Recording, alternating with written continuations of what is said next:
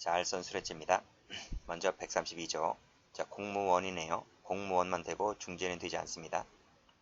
자, 지위를 이용하여 다른 공무원의 직무에 속한 사항, 그쵸? 여기 알선을 해주죠. 알선을 해주는 대가로 뇌물을 수수, 요구, 약속하면 알선 수레죄가 성립을 하게 됩니다. 자, 무슨 얘기냐? 노트를 펴볼게요. 노트는 156페이지. 자, A라는 사람이 있어요. A는 갑을 알지만 을을 알지 못해요. 자, A가 갑에게 부탁을 좀 하죠. 그쵸?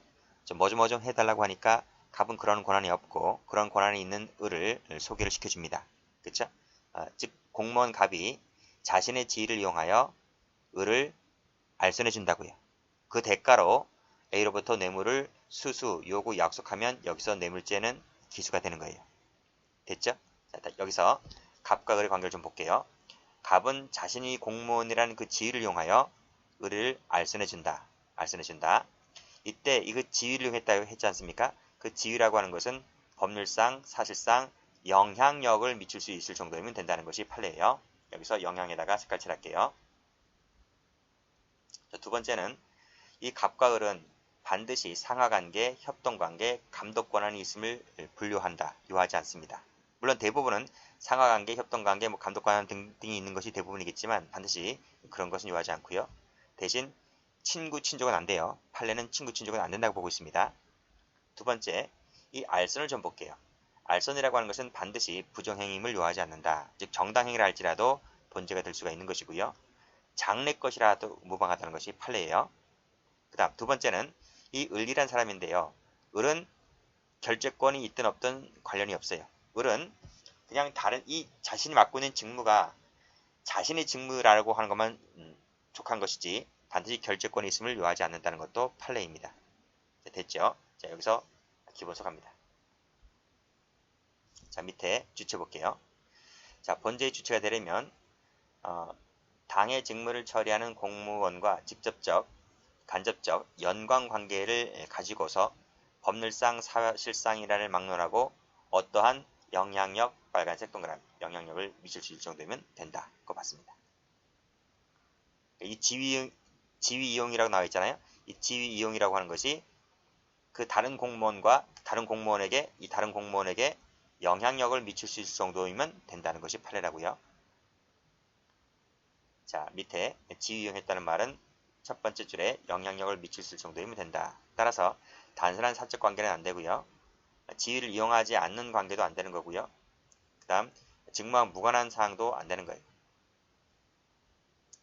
됐죠? 알선이라고 하는 것은 중개해 주는 것이 알선입니다. 그래서 편의 도모해 주는 거죠. 자, 청탁 유무도 불문한다. 자, 조문 가보세요. 조문 가보시면 132조에 청탁이란 말이 있는가요? 없죠. 그래서 CF 하시고 청탁은 알선죄의 요건이 아니다. 메모해 두시고요. 그 다음 알선행위는 정당 부당인가를 가리지 않습니다. 정당한 경우도 알선이 될 수가 있다. 그리고 기수는요. 알선 대가로 A로부터 뇌물을 수수, 요구, 약속하면 여기서 기수가 되는 거예요. 현실적인 알선 행위가 이루어짐을 요하지 않습니다. 됐죠? 자, 판례. 자, 다음 페이지 가보시면 자, 알선죄에서 지위 이용했단 말이 무슨 말이냐? 그것은 밑에 나와 있지 빨간색으로 영향력을 미칠 수 있을 정도이면 된다라고 말씀드렸어요. 그리고 또 밑에 반드시 상하관계, 협동관계와 같이 특수한 관계가 있을 필요가 없고 또 같은 부서에 근무할 것도 요하지 않는다고 말씀드렸죠. 이 판례 별표예요. 자, 이러한 영향에다가 색깔 칠하시고요. 영향을 미칠 수 있을 정도이면 되는 것이지 그 윗줄에 친구, 친족 관계처럼 이 사적 관계는 안 됩니다. 그 다음 단순히 공무원이라는 신분이 있다는 것을 이용한 것만으로도 안 돼요. 저는 그렇게 보고 있어요. 그래서 친구, 친족 관계 같은 사적인 관계를 이용했다든지 공무원이라는 신분이 있다는 것을 이용하는 것도 여기 해당한다고 하면 틀려요. 두 번째, 그 밑에 보시면 알선에 관련된 것이 나와 있는데요. 알선이라는 것은 반드시 부정행위임을 요하지 않고 그 사람이 결재 권한이 있음을 요하지 않고 최종 결재 권한이 있음을 요하지 않는 거예요. 위에 조문에서 뭐라고 되어 있나요? 앞 페이지 한번 가보시게 되면 조문에서 그냥 다른 공무원의 직무에 속하는 것이면 된다는 거예요. 그치? 그래서 그 얘기가 판결료지에 나와 있어요. 판결료지 보시게 되면 여기 나와 있잖아요. 그 공무원의 직무에 속하는 사항이면 족하다 이 말이지. 족한 것이지 그 사람이 반드시 결재권한이 가졌던 최종 결재권한을 갖거든 상관이 없다는 거예요. 그래서 그래야만 한다고 하면 틀립니다. 자, 그 다음 밑에 팔 계속 알선이 뭔지가 나와주고 있어요. 두 번째 줄에 알선 미치고 계시고. 알선이 뭔가요? 잘 되도록 도와주거나 소개해 주는 게 알선이잖아요. 우리가 흔히 말하는. 그치? 그래서 밑에 보시면 당사자를 의사를 공무원 측에 전달해서 편의를 도모해서 당사자가 이 원하는 방향으로 결정이 이루어지도록 이 돕는 것이 바로 뭐다? 알선이다. 이렇게 보고 있는 거예요. 이 알선은 정당이든 부당이든 상관없다 그랬어요. 그래서 정당한 행위도 포함되는 것이고 알선 상대방이 공무원이나 그 직무 내용이 구체적으로 특정화될 필요도 없어요. 특정화될 필요도 없고 그리고 밑에 금품을 받았다면 여기서 뭐가 된다? 가로콜 기수가 된다. 실질적으로 알선이 행해질 필요까지는 없다는 것이 앞에서 기수식 할 때 말씀드렸잖아요. 그리고 밑에 4번하고 5번은 우리가 전 시간에 다 봤던 거예요. 전체적 포괄적 대가관계라든지 불가분적으로 결합되어 있을 때 전부가 바로 대가의 성질을 띈다는 것은 앞에서 다 설명이 이루어졌습니다. 그래서 여기서는 1번, 2번, 3번을 좀 다시 한번 봐두시면 돼요. 이 판례도 별표예요. 자, 밑에 BMW 사건 볼게요. 자, 이것도 별표 쳐보세요. 자, 판결로지 1번 보시면 판결로지 1번은 전 시간에 설명드렸던 것인데요.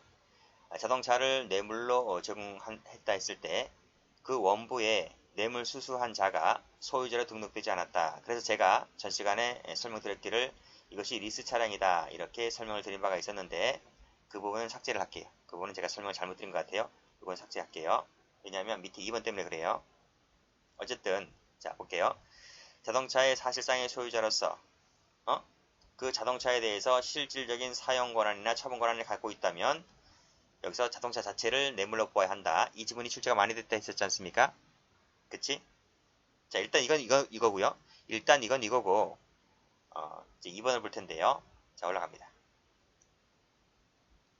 광주시 의원 갑은 건설업자로부터 광주시 공무원에게 말을 잘 전달해주고 광주시 의원들이 무슨에 반대하지 않도록 힘써달라는 청탁 대가로 이 의원 갑이 BMW 한 대를 제공받아 타고 다녔다 그랬습니다. 이게 뇌물이잖아요. 그쵸? 이 뇌물인데 이 차량은 리스 차량이었다. 리스 차량이었다. 과연 갑의 죄책은 무슨 죄가 되는 것인가? 그래 알선수뢰죄가 돼요. 알선수뢰죄가 되는데 여기서 뇌물이 뭐냐 이거 뇌물이 자동차입니까? 아니면 뭐 다른 겁니까? 근데 판례가 뭐라고 하고 있습니까? 여기 판결리지 2번을 보면 이 차가 리스 차량이었다 했잖아요. 근데 리스 차량은 자신의 명의로 등록이 되어 있지 않기 때문에 자신이 취득세, 등록세 이런 걸 낼 필요가 없죠. 그치? 그리고 계약 기간이 끝나게 되면 그 회사, 리스 회사에게 차량을 반납을 해야 된다는 겁니다. 그쵸? 그래서 이 피고인에게는 이 리스 차량에 대해서 실질적인 처분 권한이 있다 없다? 없다는 거예요. 리스 차량이기 때문에. 그래서 실질적인 처분 권한이 있으면 1번에서 그랬잖아. 1번에서 있다면 자동차 자체를 뇌물로 봐야 하는데 이 리스 차량 같은 경우는 이 피고인이 리스 이용자가 자동차에 대한 실질적인 처분권이 없기 때문에 이 자동차 자체는 뇌물이 아니다. 그럼 뭐가 뇌물이냐고요? 도대체 뭐가 뇌물이냐고? 응? 그것은 밑에 각주에 달아놨어요. 자, 자동차 자체는 뇌물이 아니에요. 그때 뭐냐면 리스 같은 경우에는 내 명의로 되어 있지 않고 하다 보니까 속된 말로 차를 공짜로 타는 거잖아요. 그쵸? 공짜로 탄다는 즉 피고인의 의사대로 사용 수익할 수 있다는 즉 공짜로 탈 수 있다는 이 무형적 이익이 바로 뭐다? 뇌물이다. 이렇게 봤어요. 그래서 결국 죄는 답은 똑같아요. 알선수뢰죄가 되는 것은 똑같은데 자동차 자체가 뇌물이 아니라 내 마음대로 공짜로 타고 다닐 수 있다는 이 무형적 이익이 뇌물이다. 이렇게 보아서 본죄 성립을 인정했다. 이렇게 봐두시면 되겠습니다. 저는 판례 1번이 이게 리스 차량인 줄 알았거든요. 근데 밑에 2번에 리스차량 판결로지가 나오다 보니까 아 이건 1번이 리스차량이 아닌 거구나. 그럼 다른 어떤 사실관계를 말하고 있는 것 같은데 그건 아직 제가 잘 모르겠어요. 일단 전 시간에 설명드렸던 리스차량이라고 하는 1번 지문은 삭제를 할게요. 그러니까 판결로지 1번 자체로만 이렇게 봐두시면 될 것 같아요. 자, 중요한 판례 또 한번 나옵니다. 북창동 사건 별표를 쳐보시고요. 자, 여기서 132조니까 알선 수뢰죄잖아요. 자, 여기서 반드시 알선 상대방인 다른 공무원이나 그 직무 내용이 구체적으로 특정되어야 한다라고 하면 일단 틀려요. 일단 틀리다. 그 얘기는 앞에서 나온 것 같은데 여기서 나왔잖아요. 그렇죠? 판결로지 2번에서 정당한 것도 포함되고 그 알선 상대방인 공무원이나 직무 내용이 구체적으로 특정될 필요까지는 아직은 없다는 거야. 그렇죠? 그러니까 여기서 말하면 A가 공무원에게 부탁을 할 때 수수 뇌물을 수수 요구 약속을 할 때 일단 이 을이란 사람이 누구인지 특정되지 않아도 괜찮아. 아시겠죠? 을이란 사람이 꼭 특정될 필요는 없고 알았어. 내가 봐줄게. 그 누군가 있겠지. 이렇게 하면서 내가 틀림없이 해줄 테니까 얼마 달라는 식으로 해서 돈 받아 챙기게 되면 여기서 알선죄 기수가 되는 거예요. 그래서 여기서 보시게 되면 그 상대방인 공무원이 누구인지 또 직무 내용이 무엇인지 아직까지는 특정되지 않아도 괜찮다 이런 말이. 받는 순간 기수다 이런 말이. 자, 그래서 요 밑에 1번에 나와 있는 1번 지문이 바로 그런 거예요. 자, 다만 알선 뇌물 요구죄, 이 요구죄가 성립을 하려면 그 뇌물 요구의 그 명목이 어느 정도 구체화되어야 한다. 구체화되어야 한다. 단지 밑에 내가 그자에게 잘 보이면 어떤 도움을 받을 수 있을 것이다 라는 막연한 기대감, 그러한 기대감을 가지고 요구하는 것은 본죄가 되지 않아요. 이것도 출제가 잘 됩니다. 받으시고요. 그리고 여기서 알선이라고 하는 것은 장래 것도 무방하다. 현재 것만 되는 것이 아니라 장래 것도 무방하다. 그래서 그 뇌물을 요구할 당시 반드시 알선에 의해서 해결을 도모해야 할 현안이 존재를 해야 한다고 하면 틀려요. 왜? 장래 것도 무방하기 때문에. 그래서 장래에다가 색깔 칠할게요. 자, 올라갑니다. 자, 중구청입니다. 서울 중구청 공무원으로서 법인 소유 부동산에 대한 세금 부과 업무를 담당하던 갑은 북창동 소재 유흥업주점의 실제 운영자로 알려진 을에게 영업과 관련하여 세금 문제나 영업 허가 등에 대한해서 문제가 생긴다면, 아직 문제 안 생겼어요. 앞으로 문제가 생긴다면 내가 담당 공무원에게 부탁해서 도움을 줄 테니까 지금 나한테 그 대가로 1,000만 원 달라 이렇게 했어요. 자, 무슨 죄가 될 것 같아요? 무죄인가? 여기 나와 있잖아. 그 본죄 요구죄가 성립을 하려면 그 뇌물 요구하겠다는 그 명목이 어느 정도 구체화되어야 하는데 구체화되었습니까? 되었잖아요. 여기. 문제가 생긴다면 어떻게 해준다라고 해서 이 문제가 생긴다 이 부분이 바로 뭐다? 뇌물 요구의 명목이 구체적으로 드러났다 이렇게 보는 거예요. 됐죠? 자, 그래서 판결로지에서 빨간색으로 문제가 생긴다면 여기다 동그라미 치시고, 그쵸?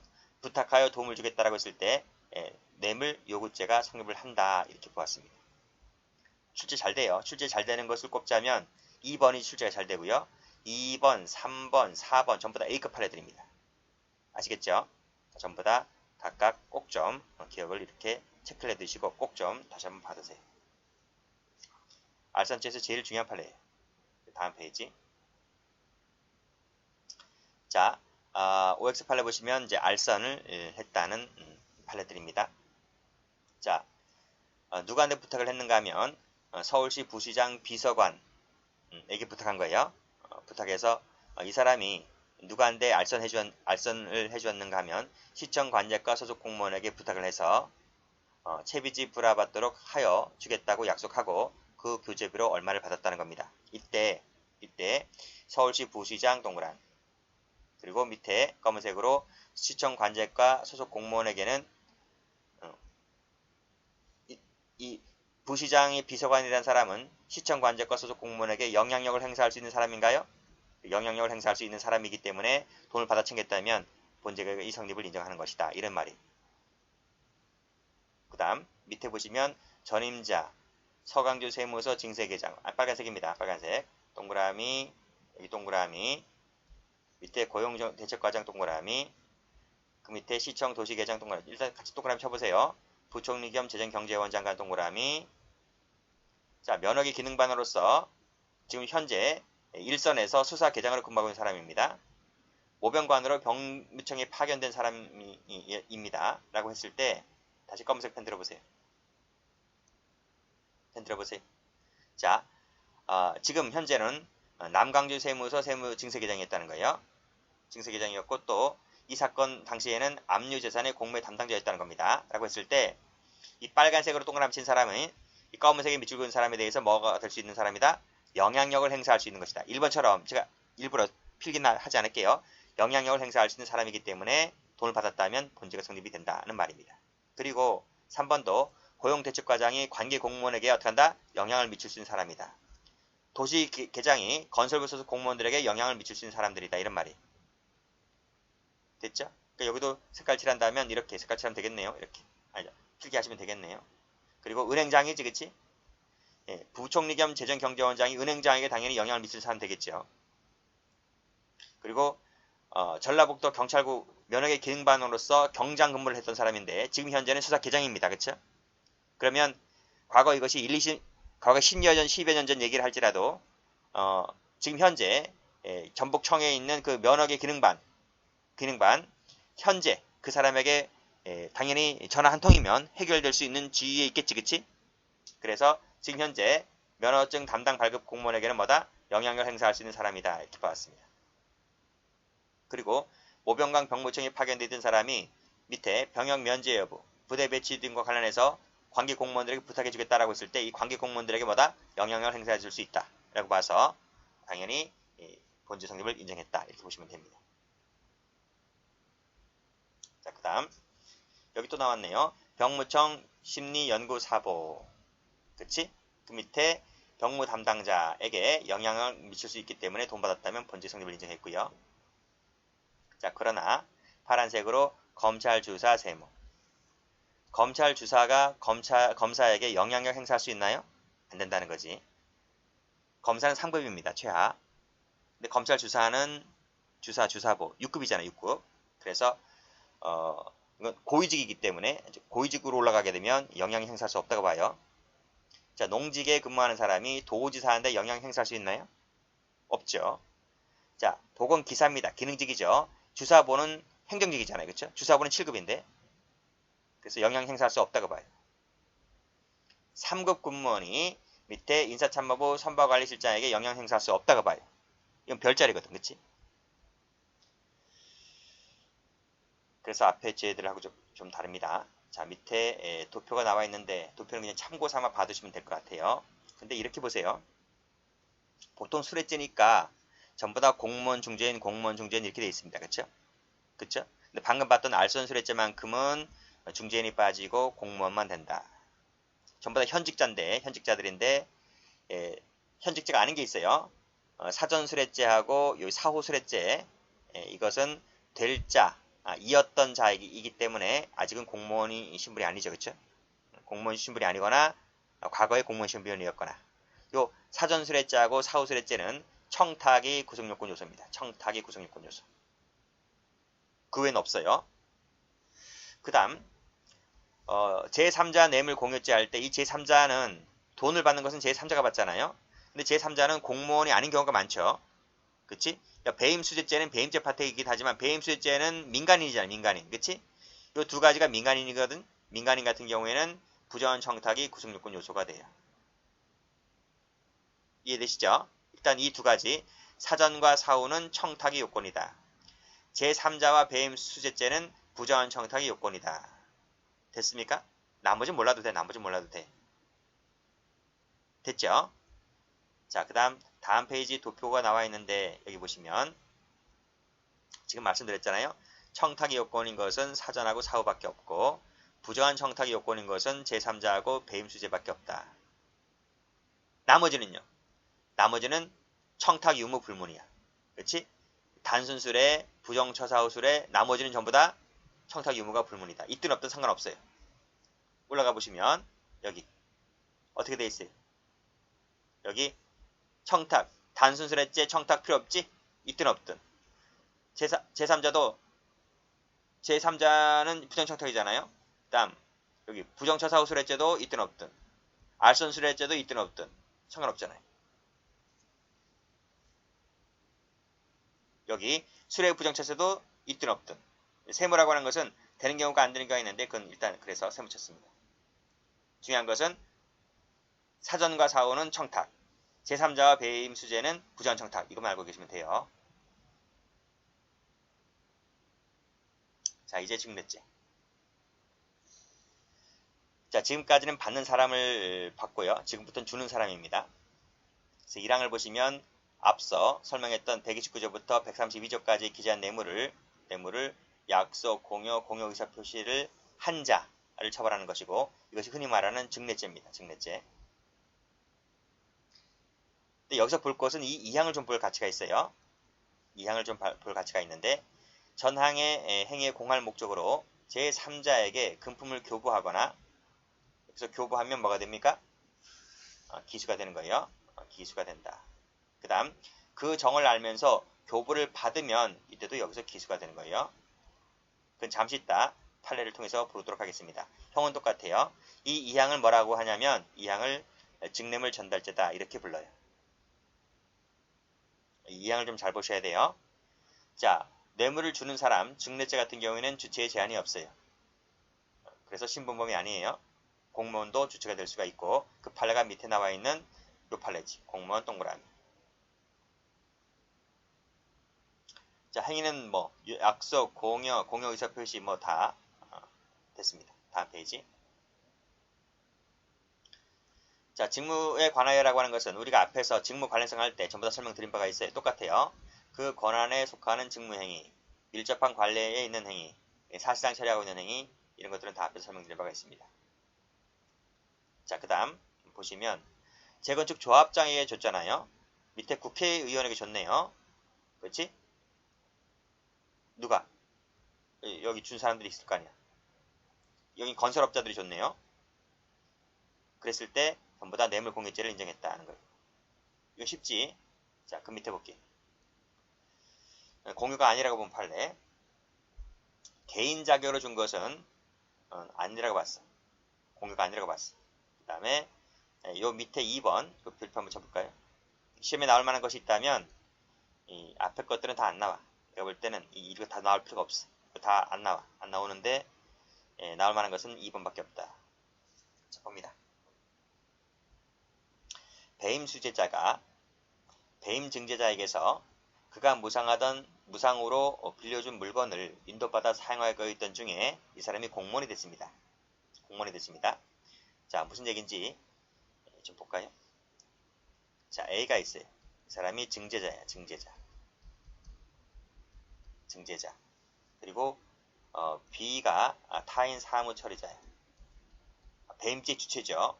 배임 수재죄의 주체야. 타인 사무 처리자인데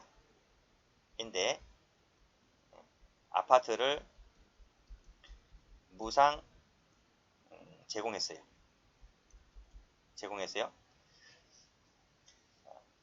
자, 그럼 뭐가 되죠? 타인 사무 처리자에게 아파트를 무상 제공했으니까 여기서 뭐가 됩니까? 이게? 배임 수재죄가 되잖아. 그쵸? A는 배임 증제죄가 되는 것이고, A는 배임 증제죄, 그 다음에 B는 배임 수재죄가 되는 거죠. 자, 이것이 일단 1번입니다. 일단 1번 됐어요. 자, 근데 이 무상 제공할 때 약정 기간이 있어요. 예를 들면 약정이 뭐 3년이다. 이렇게. 3년이다. 아파트 제공하는데 3년 동안 무상 제공했다. 이렇게 약정 기간이 있어요. 근데 약정 기간이 도래하기 전에 이 사람이 타인 사무 처리자였다 했는데 이걸 설명해야 되겠네요. 이 사람이 어떤 사람이었는가 하면 제주 특별자치도 이렇게 부르대요. 제주도 민자유치원이었어요. 민자유치위원으로서 이 당시에는 타인 사무 처리자에 있었어요. 그래서 업자가 건설업자가 아파트를 무상 제공하면서 했는 것 자체가 이 배임 수재죄 증제죄가 된 거예요. 근데 약정 기간이 도래하기 전에 A가 이 제주도에 있는 무슨 공사의 사장을 모집하는 공고를 보고 이 사람이 응모를 했어요. 응모를 해서 이 사람이 민자 유치원이었다가 응모해서 당선됐어. 그래서 이 사람이 그 공사의 사장으로 취임을 하게 됐어. 취임. 이때 이 사장이라고 하는 것은 무슨 공사의 사장이기 때문에 이 사람이 준공무원으로 됐단 말이죠. 공무원은 뭐지? 우리 앞에서 특가법 할 때 배웠잖아. 공무원 의제 해서 형법상의 공무원 의제 조항이 적용되어서 뇌물죄로 처벌할 수 있다고. 그렇죠? 그치? 그걸 알았어요. 그걸 알게 되면서 이 A가 이 B한테 뭐 축하한다. 속된 말로 축하한다. 뭐 그런 취지까지는 아니지만 이 사람이 공무원이 되었잖아요. 그러면 이제 고위직 공무원 되다 보니까 뭐가 문제가 발생하게 되지? 뭐 재산 공개 등이 나오잖아요. 재산 공개 등이 나오기 때문에 이 아파트 이 문제도 재산 공개 등이 나오기 때문에 그 서류 등이 필요해서 A에게 좀 부탁을 하게 되었고 A가 이제 더 이상의 뇌물을 추가로 제공한 것이 아니라 여기서 두 번째 추가로 이 계약 기간이 3년이라고 약정했잖아요. 그럼 추가로 계약 기간을 연장한 것이 아니라 아니다 였다네. 아니었고 그냥 그 3년 동안 계속 쓰세요. 아직 약정 기간이 1, 2년 남았는데 계속 기간 동안 그 약정 기간 동안 계속 사용하세요. 그러면서 추가로 더 연장해주지 않았다는 겁니다. 자, 이것이 별도로 뇌물이 될 수 있을까? 이런 말이에요. 돼, 안 돼요? 이것이 뇌물이 안 된다는 거예요. 자, 풀어볼게요. 자, 무상으로 빌려준 물건을 인도받아 사용하고 있던 중에 이 사람이 공무원이 됩니다. 그러면서 그 사실을 알게 된 배임 증제자인 A가 수제자에게 앞으로의 물건은 공무원의 직무에 관하여 빌려주는 것이라고 하면서 뇌물 공유하겠다는 뜻을 밝히고 물건을 계속 사용하는데 사용할 상태에 두었잖아요. 약정기간이 남아있기 때문에 두더라도 추가로 연장해 주는 부분이 없다면 그런 사정이 없다면 그치? 없다면 이것은 별도로 뇌물로 볼 수는 없다. 새롭게 뇌물 제공한 바가 없기 때문에 이것은 뇌물 공유죄가 되지 않고 뭐밖에 되지 않는다? 그냥 배임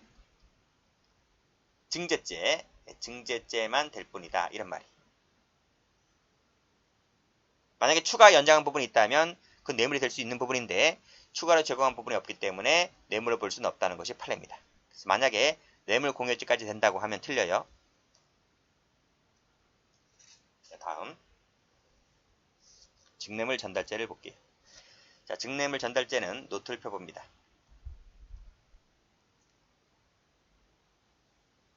자, A가 있죠. 그리고 제3자가 있어요. 제3자. 그리고 공무원은 저쪽에 있어요. A가 직접 주지 않고 제3자에게 돈을 주면서 공무원에게 전달하는 취지로 뇌물을 갖다 주게 되면 그러면 A가 제3자가 그 돈을 받잖아요. 그러면 여기서 기수가 되는 거예요. 직뇌물 전달죄 기수가 여기서 성립하게 되는 것이다. 제3자가 그 돈을 받은 돈을 이 갑에게 주지 않고 임의로 소비했다 할지라도 받는 순간 기수가 되고 꼭 전달해야지만 기수가 되는 것이 아니에요. 전달하지 않았다 할지라도 전달을 하든 전달하지 않든 간에 받는 순간 여기서 기수가 되는 거예요. 됐죠? 그리고 또 두 번째는 이 받은 돈을 갑에게 전달했다 해서 별도로 뇌물 공여죄가 되는 것이 아니다는 것이 판례입니다. 세 번째는 우리가 저 앞에서 재산죄 할 때 배웠잖아요. 이 불법 어린 급여물인데요. 이 돈을 제3자가 갖고 있으면서 전달하지 않고 임의 소비했다 하는 것이 횡령죄가 될 수 있을까? 횡령죄가 안 된다는 것은 앞에서 배운 바가 있고요. 규조입니다. 자, 기수 시기. 언제래요? 언제래? 제3자가 그걸 알면서 그 돈을 받았을 때 이때 바로 뭐가 된다? 기수다 이런 말. 전달했는가 안 했는가는 묻지 않습니다. 그 사례 한번 읽어보시고요. 판례 전부 다 중요한 판례들이죠. 별표 치시고 밑에 별표 치시고 됐습니다. 자, 빨간색으로 교부받았다 동그라미, 밑에 교부받았다 동그라미, 밑에 교부했다 동그라미. 전부 다 뭐가 되는 거예요? 여기서 이퀄 기수가 되는 거예요. 여기서 이퀄 기수가 되고요. 여기서 이퀄 기수가 되는 거예요. 옆에 전달 안 했대요. 밑에도 전달했대요. 밑에 반환했대요.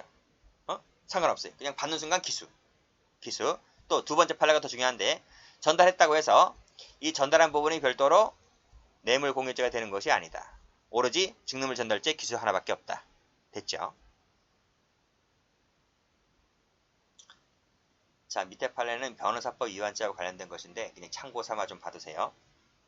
방금 이 제3자가 제3자에게 전달해 줄 것이라고 전달해 달라고 하면서 돈을 준 사건이잖아요. 자, 이 제3자가 자신의 이익을 취득하기 위한 것이 아니고 단순히 전달만 했을 때에는 그때는 증례물 전달죄밖에 안 돼요. 이제밖에 안 돼요. 이때는 변호사법 위반죄가 되지 않아요. 근데 단순히 전달한 것이 아니라 밑에 나와 있는 것처럼 자신의 이득을 취득하기 위해서 이렇게 돈을 받은 것이라면 그때는 변호사법 위반죄가 되는 것이지 그때는 증거물 전달죄가 될 여지는 없다. 이렇게 정리해 두시면 되는 것인데 잘 출제가 될 것 같진 않아요. 아직 뭐 한 10여 년 지난 판례들인데 아직까지 출제가 된 것 같이 보면 출제가 안 된 걸 보면 그다지 중요한 판례는 아니고 그냥 참고 삼아 좀 봐두시면 될 것 같아요. 자, 수뢰죄 관계 이 판례 별표. 이것은 앞에서 본 적 있지. 공유하는 행위와 받아들이는 행위가 필요할 뿐이다. 이걸 뭐라 불러요? 이거를 행위 공동설이다 이렇게 불러요. 그러면 필요적 공범이 성립한다. 그치? 그리고 행위 공동설이기 때문에 책임은 같이 할 필요가 없죠. 책임은 같이 할 필요가 없기 때문에 성립 자체를 같이 할 필요까지가 없는 거예요. 그래서 한 사람은 유죄가 되고 한 사람은 무죄가 될 수 있는 거예요. 그런 취지하에서 이 판결료지 보시면 됩니다. 그리고 밑에 보면 공유자만 처벌된다고 해서 평등원칙에 위반되지는 않는다. 그래서 위처럼 한 놈은 처벌했고 한 놈은 처벌받지 않았다. 이런 말입니다. 됐죠? 여기까지 합니다.